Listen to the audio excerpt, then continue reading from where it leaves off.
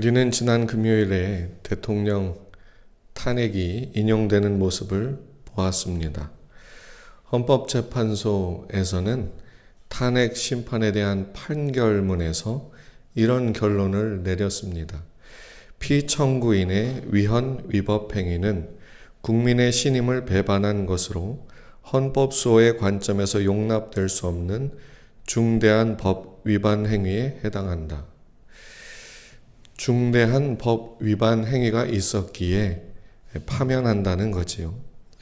헌법재판소는 우리나라에서 최종심이기 때문에 더 이상 그 판결문을 가지고 따질 수 없고 그 결정문은 어떻게든 존중하고 받아들여야 됩니다. 그런데 여기서 우리가 봐야 되는 문구가 이겁니다. 중대한 법 위반 행위. 단순한 법 위반 행위가 아니라 중대하다라는 거지요. 무엇이 중대할까? 헌법재판소에서 판단하는 중대한 그 요인은 매우 정치적일 수밖에 없습니다. 만약에 인천 상륙작전을 계획하고 시행하고 있었던 메가더 장군을 지금 데려다가 판단을 하면 그에게도 중대한 위반 행위가 있다라고 판결할 수 있을 정도이지요. 왜냐하면 무엇이 중대한지는 정치적 입장에 따라서 달라지기 때문입니다. 2016년도에 개봉됐던 영화 중에 곡성이라는 영화가 있습니다. 이 영화에서 중요한 대사는 보통 사람들이 두 가지라고 얘기하지요. 첫 번째는 멋이 중헌디, 두 번째는 현혹되지 마소. 두 가지지요. 이 멋이 중헌디라고 하는 대사는 극 중에서 그 효진이라고 하는 아이가 자기 아버지한테 하는 말입니다. 정말로 중요한 것은 등한시하고 중요하지 않은 것을 자꾸 하면서 거기에 집중하는 모습을 책망하는 말입니다. 그리고 이 대사는 엉뚱한 것에 집착하고 신경 쓰는 사람들에게 사람들이 이렇게 건네는 그런 유행어가 되기도 했습니다. 우리는 어떻게 보면 무엇이 우리의 삶에서 중대한지, 우리의 삶에서 무엇이 중요한지를 늘 고민하며 살아가는 사람들인 것 같습니다. 어떤 모든 사람들이 인정할 만한 기준이 딱 있어가지고 그걸 가지고 모든 걸 다 판단할 수 있다면 참 어렵지 않겠는데 우리의 삶이라고 하는 건 이 문제, 저 문제, 그리고 시간에 따라서 무엇이 중요한지, 무엇이 중대한지를 참 판단하기 어려운 때가 많이 있는 것 같습니다. 그러다 보니까 우리는 무엇이 중요하고 중대하고 중요한지를 판단하기 위해서 소위 전문가들에게 문의를 하곤 합니다. 그런데 그 전문가들도 그렇게 다 알지 못할 때가 많이 있는 것 같더라고요. 우리는 예수님을 믿는 사람으로서 우리가 어떻게 살아야 되는가, 우리의 인생에서 중요한 것이 무엇인가를 성경에서 찾아봐야 될 줄로 믿습니다. 힘들고 어려운 시대 속에서 눈치 보며 살아야 되는, 그 정치적인 입장에 대해서 눈치 보며 살아야 되는 그런 상황 속에서 우리가 신경 쓰고 우리가 집중하고 살아야 되는 기준은 무엇일까? 우리가 그렇게 살아가는 삶 가운데서 우리가 초점을 맞춰야 될 것은 무엇인가를 오늘 읽은 본문에서 함께 찾아보기를 원합니다.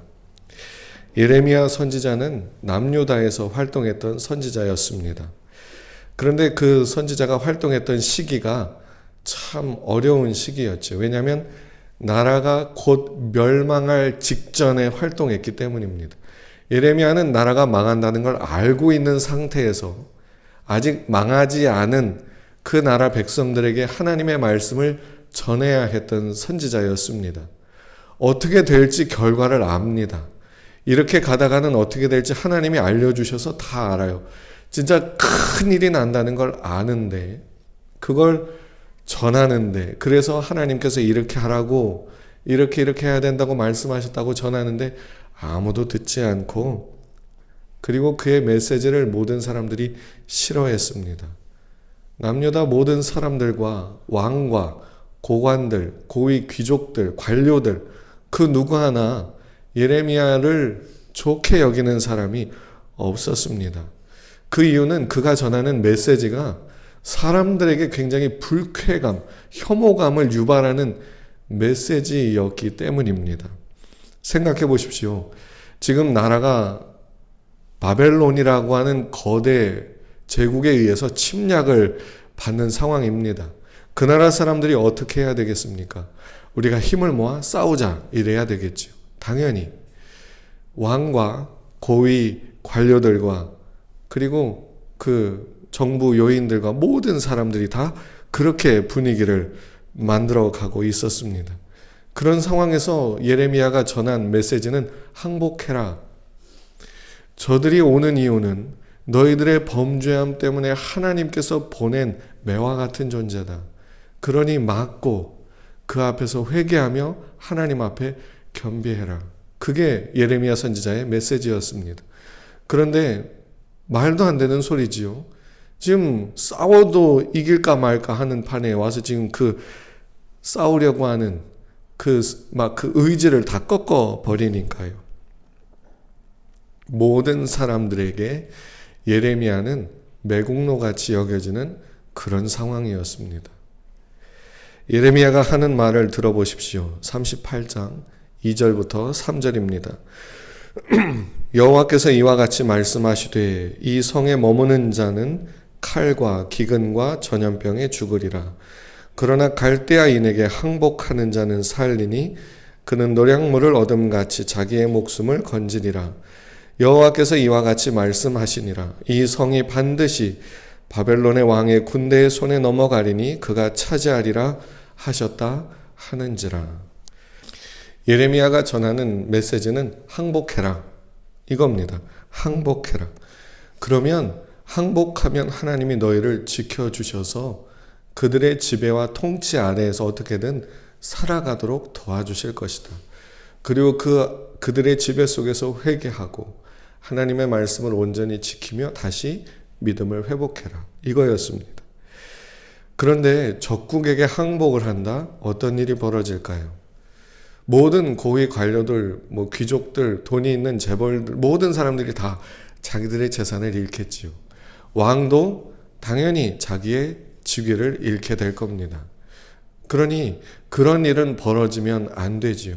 아무것도 없는 백성들이야 잃을 게 없으니까 아무 상관없겠지만 뭐라도 하나 가진 사람들은 잃어버릴 위기에 처했습니다.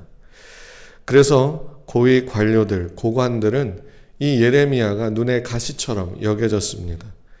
자기 것을 지키고 어떻게든 싸워야 되니까 백성들을 구슬러서 싸우게 해야 했지요. 그래서 그들은 왕을 찾아가서 이렇게 말합니다. 4절입니다. 이 사람이 백성의 평안을 구하지 아니하고 재난을 구하오니 청하건대 이 사람을 죽이소서. 그가 이같이 말하여 이 성에 남은 군사의 손과 모든 백성의 손을 약하게 하나이다. 백성들의 손을 약하게 만들고 있으니 지금 어떻게든 싸워야 되는데 지금 전의를 불태워야 되는데 그 의지를 다 꺾고 있으니 죽여버리자. 하나님의 말씀이 어떻고 저떻고 상관없이 죽여버리자. 이게 고관들의 의견이었습니다. 그들에게 있어서 예레미야는 하나님을 사칭해서 가짜 뉴스를 퍼뜨리는 그런 아주 나쁜 사람이었지요. 시드기야 왕도 예레미야 선지자가 전하는 메시지를 들으면서 저게 하나님의 말씀이면, 저게 진짜 하나님의 말씀이면 어떡하지? 라고 하는 생각은 가졌습니다. 그런데 그게 하나님의 말씀이다라고 붙잡기에는 믿음이 약했어요. 그에게 압박하는 고관들의 눈치가 너무 보였습니다. 그래서 고관들이 와서 예레미야를 죽여야 된다고 막 그러니까 뭐라고 대답하냐면 5절입니다. 보라, 그가 너희 손 안에 있느니라. 왕은 조금도 너희를 거스를 수 없느니라. 너희들 마음대로 해라 이거지요. 그래서 고관들은 예레미야를 그 즉시 체포해가지고 시위대들 감옥에 가두는데 그냥 일반 감옥에 이렇게 넣는 게 아니라 큰 구덩이에다가 그 밑에다 집어넣었습니다. 아무도 예레미야 선지자가 전하는 메시지가 진짜 하나님의 메시지인지 묻는 자가 없었습니다. 왕조차도 하나님께 그 뜻을 묻고 구하지 않았습니다. 고관들 중에 그 누구도 하나님의 뜻이 무엇인지 물어보고자 하는 사람들이 없었습니다. 성경에는 나오지 않지만 예레미야를 거짓 선지자로 몰아가는 진짜 거짓 선지자들이 수도 없이 많이 있었을 겁니다. 남유다는 하나님을 섬기는 그래도 민족이니까 그들이 성전에서 그래도 제사 드리고 예배하는 그런 제사장들은 있었지 않겠습니까? 하나님의 말씀이라고 전하는 선지자들이 있었지 않겠습니까? 그들이 뭐라고 했을까? 저 예레미야가 거짓말을 한다. 저 예레미야는 하나님이 아닌 귀신의 말을 전하고 있다라고 몰아세우지 않았겠습니까? 그 누구도 하나님 앞에 무엇이 중대한지, 무엇이 중요한지 묻는 이가 아무도 없었습니다. 왜 그랬을까? 잃어버릴 게 많아서 그런 건 아니었을까요? 가진 것에 대한 그 소유하고자 하는 욕망이 너무 컸기 때문은 아닐까? 우리는 우리의 삶 속에서, 내 삶 속에서 무엇이 중요하고 무엇이 중대하고 무엇이 중요한지를 하나님께 물어보아야 합니다. 물론 한 번에 대답해 주지 않지요. 우리로 찾아가게 하기 위해서. 여러분 생각해 보세요. 어린아이가 어머니한테 이거 뭐 해야 돼요? 이거 해. 그러면은 그거 하다가 자기 마음에 수틀리면 원망하지요. 그런데 자기가 찾아서 그 길을 가면 원망할 사람이 없어요. 자기가 결정한 거니까 계속 가야지요. 마찬가지로 우리가 무엇이 중요하고 중대하고 중요한지를 물으면 하나님이 우리로 찾게 해 주십니다. 그래서 우리는 기도하며 매일 말씀을 묵상하며 찾아가야 됩니다. 그러면 하나님이 옆구리 찔러서 이거다가 아니라 우리 속으로부터 이거구나 라고 깨닫게 해주십니다. 그래서 나도 이 길을 벗어날 수 없도록 어떤 외부의 환경에 의해서 이 길을 떠날 수 없도록 그렇게 우리를 이끌어 주시지요. 시대의 눈을 열어 주시기를 구하십시오. 이 시대가 어떻게 돌아가는지 주님께서 말씀하신 성경에서 말씀하신 그때와 지금 우리가 살아가는 이 시기가 어떻게 맞아가고 있는지를 알게 해달라고 구하십시오. 그리고 하나님 앞에서 내가 무엇을 하며 살아야 되는지를 구하십시오. 오늘 내가 해야 될 일은 무엇이며 내가 초점을 맞추어야 될 것은 무엇인지를 구하십시오. 하나님께서 반드시 가르쳐 주시고 깨닫게 하시고 알게 하시고 그렇게 살아갈 수 있도록 힘을 주시고 은혜를 주시고 역사해 주실 겁니다. 예레미야 선지자는 그를 미워하는 고관들에 의해서 물이 없는 진흙으로 만들어진 구덩이에 던져졌습니다. 이 구덩이는 아주 깊어가지고 혼자서 나올 수가 없습니다. 여기는 이 안에 그냥 있다가 굶어 죽든지 아니면 비가 많이 와서 비에 차가지고 물에 빠져 죽든지 그럴 수밖에 없는 구덩이였지요. 이때 에벳 멜렉이라고 하는 사람이 등장을 합니다. 오늘 우리가 읽은 본문에 나오는 사람이지요. 구스 사람입니다. 에티오피아 사람이죠. 왕궁에서 왕 곁에서 시종을 두는 환관 내시였습니다. 이 에벳 멜렉이라고 하는 사람이 예레미야 선지자가 구덩이에 던져졌다라고 하는 소식을 듣게 됐습니다. 그리고는 왕을 찾아가서 왕이 어디 이렇게 잠깐 베냐민 문에 나와서 앉아 있을 때에 왕에게 말합니다. 9절을 보면 내 주 왕이여 저 사람들이 선지자 예레미야에게 행한 모든 일은 악하니이다.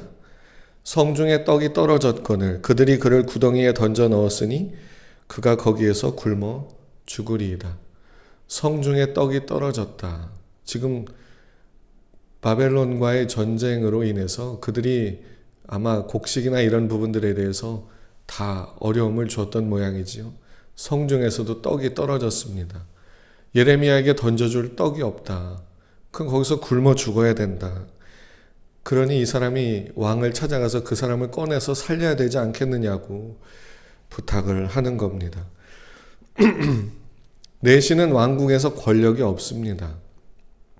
왕궁이 어떻게 돌아가는지는 너무도 잘 알고 있지만 정치인 누가 고관 누가 이런 수작을 부리고 이런 일을 저지르고 왕은 어떤 입장이고 너무나도 잘 알고 있지만 결코 나설 수 없는 사람입니다.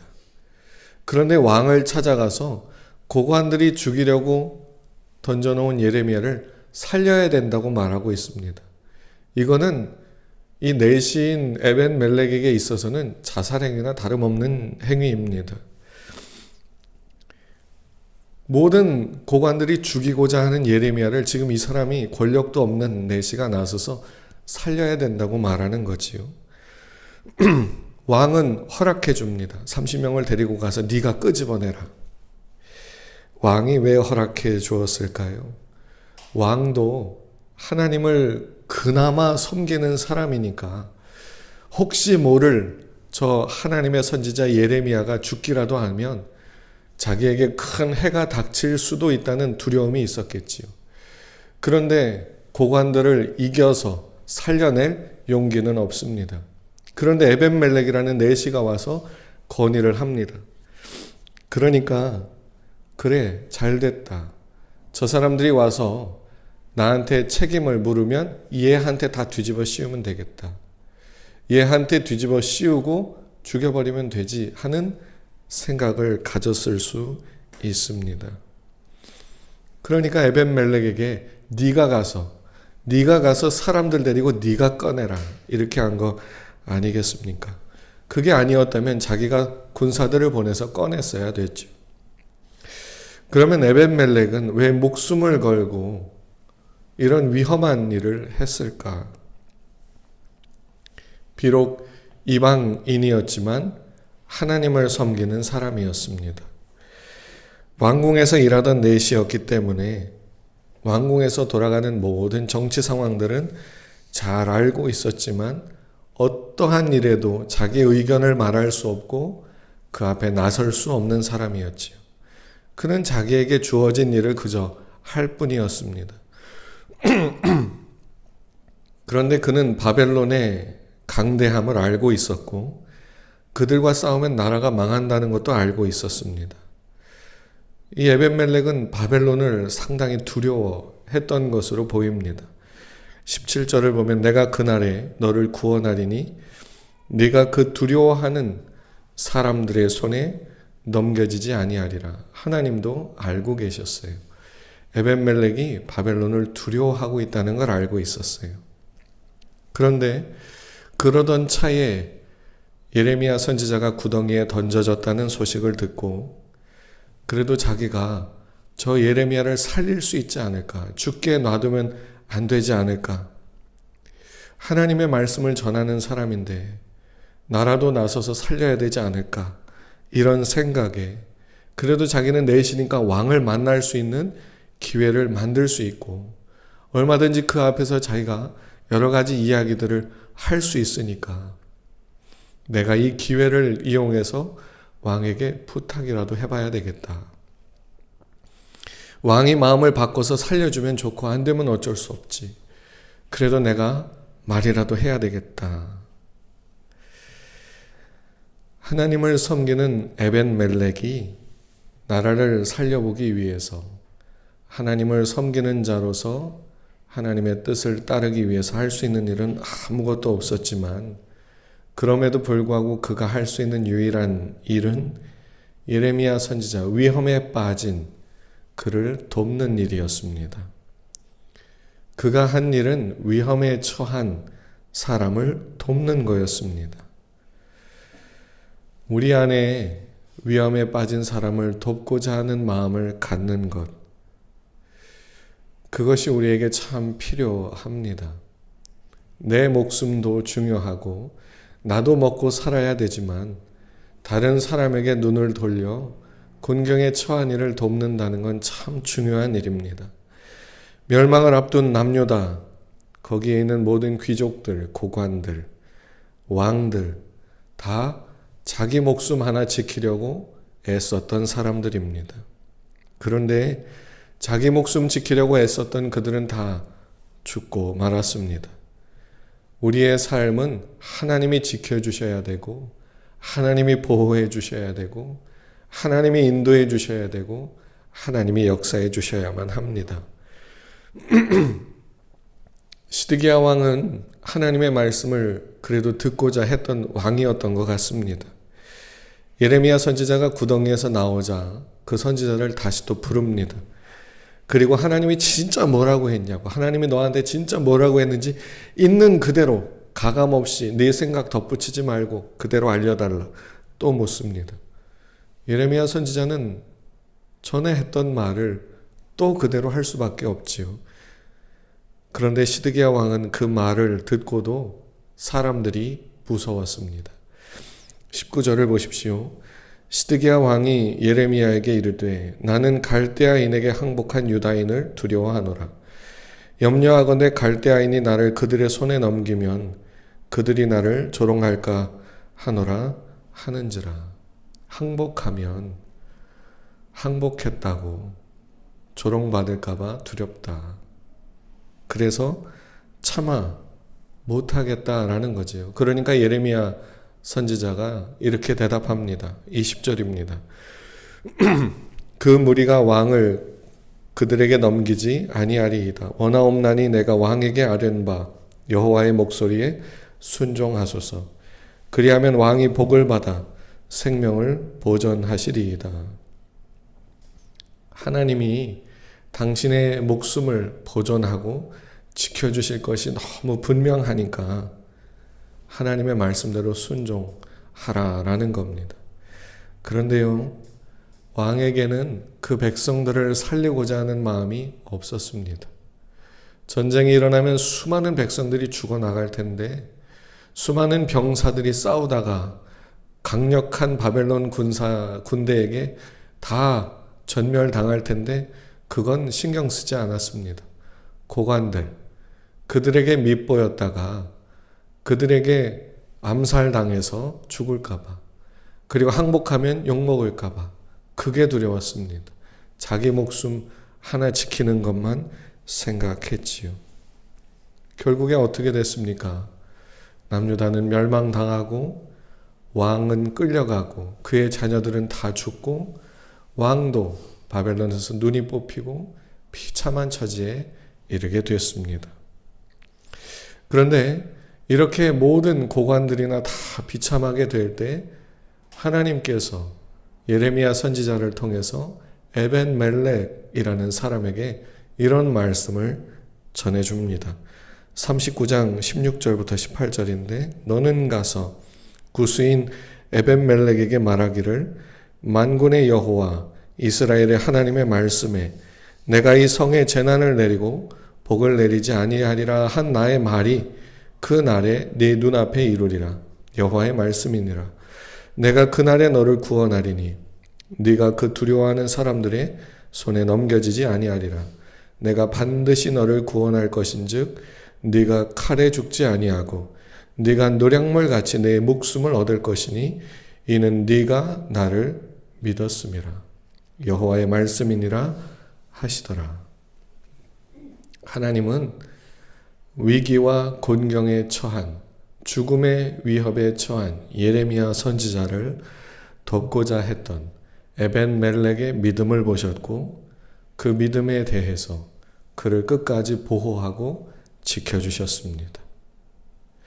하나님이 왜 에벤멜렉을 보호해 주셨을까? 하나님의 보호하심을 구하며 예레미야를 어떻게든 살려보고자 했기 때문이지요.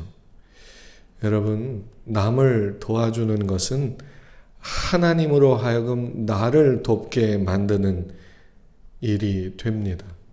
남을 내가 도울 때 하나님은 나를 도와주신다는 거지요. 에벤멜렉이 한 일은 하나님께서 보실 때 매우 중대하고 아주 중요하고 아주 중요한 일이었습니다. 왕이 한 그 모든 일들, 고관들이 그 나라가 망해가는 그 상황에서 했던 모든 일들, 그 나라에서 살아가는 모든 사람들이 했던 그 모든 일들보다도 에벤멜렉이 한 행동이 하나님 보시기에 가장 중하고 중대하고 중요한 일이었지. 그러니까 선지자 예레미야를 가서 보내가지고 너는 내가 그 사람한테 전할 말을 네가 가서 그대로 전해줘라 했던 것이 아니겠습니까?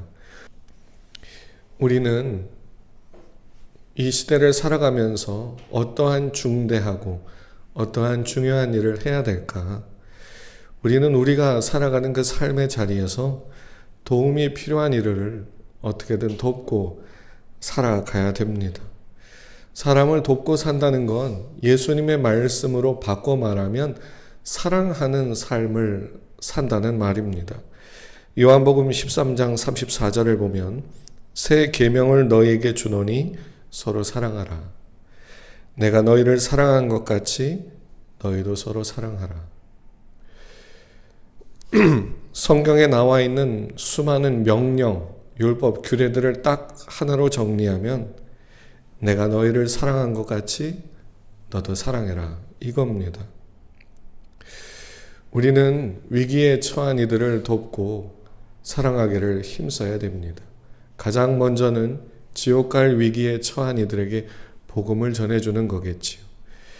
그리고 복음을 믿고 끝까지 믿음 안에 살아갈 수 있도록 권면하고 위로하고 가르치고 이끄는 일들을 해야 할 겁니다.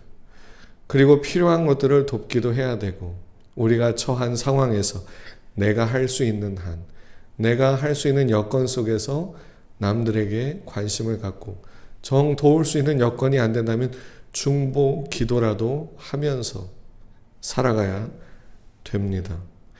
이보다 더 큰 사랑이 어디 있겠습니까? 말세를 사랑하는 우리들은 절대로 무정하면 안 됩니다. 디모데후서 3장 1절부터 5절을 보겠습니다. 너는 이것을 알라.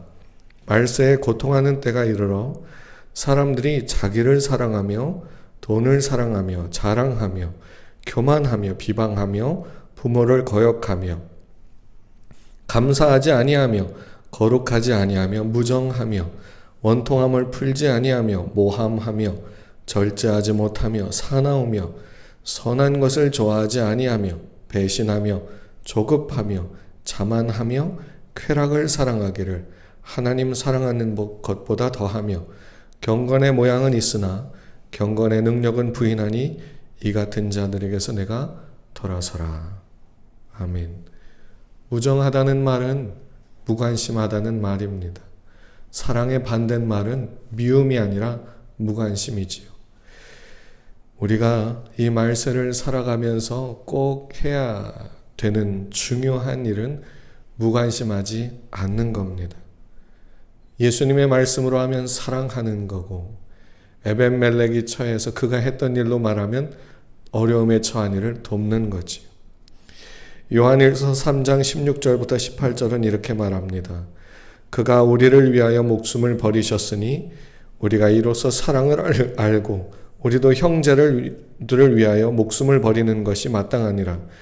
누가 이 세상의 재물을 가지고 형제의 궁핍함을 보고도 도와줄 마음을 닫으면 하나님의 사랑이 어찌 그 속에 거하겠느냐. 자녀들아, 우리가 말과 혀로만 사랑하지 말고 행함과 진실함으로 하자. 사랑하는 마음으로 살아가실 수 있기를 축복합니다. 물론 어렵습니다. 세상엔 사랑하기 힘든 사람들이 참 많습니다. 도움이 필요하다는 걸 알지만 도와주고 싶지 않은 경우가 참 많습니다. 도와주고도 욕먹고 도와주고도 미움받고 도와주고 얻을 게 하나도 없는 경우가 오히려 더 많습니다. 오히려 중보기도 해주고 싶어도 한번 혼이 나봐야 정신을 차리지 하는 마음에 중보기도 하고자 하는 마음도 생기지 않을 때가 너무 많습니다. 그런데 성경이 뭐라고 말해줍니까? 도와줄 마음을 닫지 말라 이렇게 말해주지요. 당연히 우리 힘으로 안 됩니다. 하나님도 알고 계십니다. 그래서 우리에게 성령을 보내주신 게 아니겠습니까? 성령이 우리 안에서 하시는 첫 번째 일이 뭘까요? 성령의 열매로 거론되는 맨 첫 번째 내용이 사랑입니다. 하나님께 사랑받아서 그 힘으로 사랑하게 만들어 내려 하시는 분이 성령 하나님이라는 거지요. 우리가 나중에 주님 앞에 서게 될 때 주님이 뭘 물어보실까요? 지난번에 설교했던 것처럼 네가 나를 사랑하느냐 물으시겠지요. 그리고 또 뭘 물어보실까요? 너는 남을 돕고 사랑하며 살았느냐? 이걸 물어보지 않으실까요? 이 시대 속에서 우리가 가져야 하는 아주 중요한 삶의 자세는 하나님께 받은 사랑을 가지고 사랑하며 사는 겁니다. 남을 돕는 것은 하나님으로 하여금 나를 돕게 만드는 일입니다. 남을 사랑하는 것은 하나님으로 하여금 나를 사랑하게 만드는 일입니다. 우리가 하나님 앞에 중대한 말씀 위반으로 판단받지 않으려면 돕고 사랑하며 살기를 힘쓰며 살아가야 됩니다. 주님께 힘을 달라고, 내가 도와줄 사람을 보여달라고, 알게 해달라고, 그리고 도울 마음을 주시고 힘을 주시라고, 이렇게 주님께 구하며 살아가기를 힘써야 될 줄로 믿습니다. 우리가 집중하면서 초점을 맞추고 살아가야 될 중대한 요인들이 우리의 삶에 아주 많지만 에벤멜렉과 같이 우리가 처한 그 자리에서, 우리가 처한 그 상황에서 내가 나서서 도울 수 있는 그들을 돕고 우리가 할 수 있는 기도를 하며 우리가 할 수 있는 그렇게 사랑하며 살기를 힘써야 될 줄로 믿습니다. 주님이 도우실 겁니다. 그리고 그 일을 하도록 도와주실 뿐만이 아니라 내 삶에 깊이 개입하셔서 나를 도와주시고 내 삶을 붙드시고 끝까지 책임져 주실 겁니다. 하나님의 도움이 필요하십니까? 하나님이 나를 도와주셔야 되는 아주 긴급한 상황에 있습니까? 하나님께서 내 삶의 역사에 주셔야만 하는 아주 그 간절한 그런 내용들이 있습니까? 그러면 그걸 가지고 기도하면서 내가 도울 수 있는 사람이 있는지를 한번 찾아보십시오. 그리고 적은 힘이나마 도와보십시오. 왜냐하면 우리가 남을 도울 때 그것이 하나님이 나에게 도움을 줄 수밖에 없게 만드는 그런 행동이 되기 때문입니다. 성경에 이런 말씀이 있습니다. 잠언 19장 17절입니다. 가난한 자를 불쌍히 여기는 것은 여호와께 꾸어 드리는 것이니 그의 선행을 그에게 갚아 주시리라. 가난한 자가 누굽니까? 돈 없는 사람만 말하는 게 아니라 곤경에 처한 사람, 어려움에 처한 사람, 도움이 필요한 사람이지요. 그들을 불쌍히 여기는 것만 해도 하나님께 꾸어 주는 거라는 겁니다. 하나님께 꾸어 드린다는 말은 하나님께 갚아야 될 것이 있게 만든다는 의미죠. 하나님이 나한테 갚지 않으면 안 되는 그런 일을 하는 거라는 이야기입니다.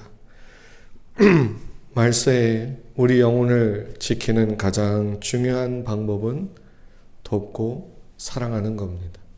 그럴 때 하나님이 우리를 돕고 우리를 사랑하시고 우리를 끝까지 지켜주지 않겠습니까?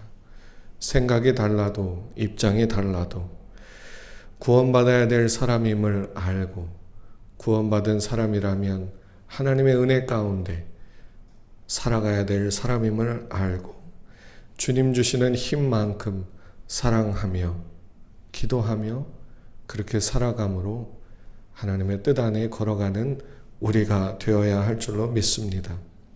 중대한 것이 무엇인지를 깨달아 믿음 안에서 주님 주시는 힘으로 돕고 사랑하며 살아갈 수 있는 우리가 되기를 바랍니다. 하나님께서 나를 보호하시고 하나님께서 나를 도우시고 하나님께서 내 삶에 역사해 주셔야 될 필요성이 큰 만큼 주위로 살짝만 눈을 돌려보면 하나님이 보게 하실 겁니다. 에벤멜렉의 마음을 하나님이 감동하사 예레미야를 구하고자 하는 마음을 갖게 하신 것처럼, 그리고 그 은혜에 순종할 때 하나님이 그를 도우셨던 것처럼 내 안에서 하나님이 어떤 감동을 주시는지, 내 안에 어떤 말씀을 해주시는지를 잘 따라감으로 하나님께서 끝까지 놓을 수 없고 끝까지 무관심할 수 없고 끝까지 책임지지 않을 수 없고 방관할 수 없고 하나님이 그 손으로 끝까지 붙들어 천국으로 이끌지 않으면 안 되는 그런 복된 삶을 살아가는 저와 여러분들이 다 되실 수 있기를 주님의 이름으로 축복합니다.